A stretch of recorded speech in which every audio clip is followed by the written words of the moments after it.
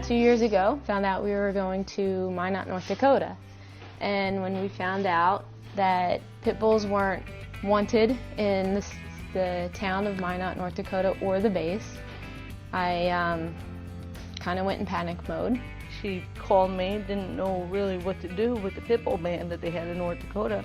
Didn't want to lose him, and I told her, let's see what we can do and get him back here. She stepped up big time, and she said, I'll take him. And I located a trucker that was willing to give him a ride, basically, you know, and he hitched a ride with a trucker, you know, for a few days. And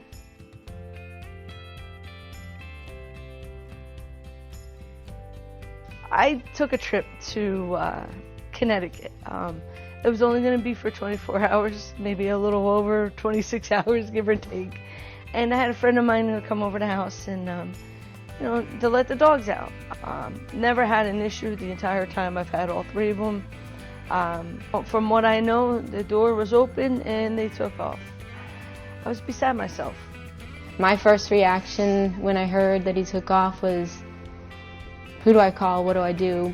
But I knew Kathleen was on top of it. I cut my trip short, drove all the way back home, and it was on. I was already on the phone on my way here.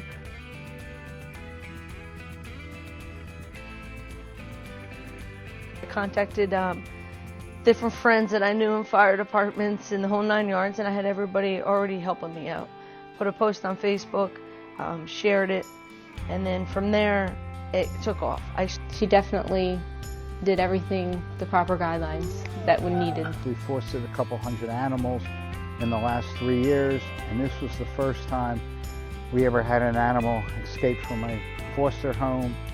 Brody actually escaped by accident a couple weeks before Michael and Cynthia and their kids were to come home and pick him up, and it was really heart-wrenching for everybody. Kathleen was on the phone with me every day for a couple weeks till Brody just showed up all of a sudden. I'm home one night from work. Sasha was acting up, and I heard a yelping noise when I opened up the blinds. And sure enough, there he was. He was just beyond the deck in my backyard, wandering.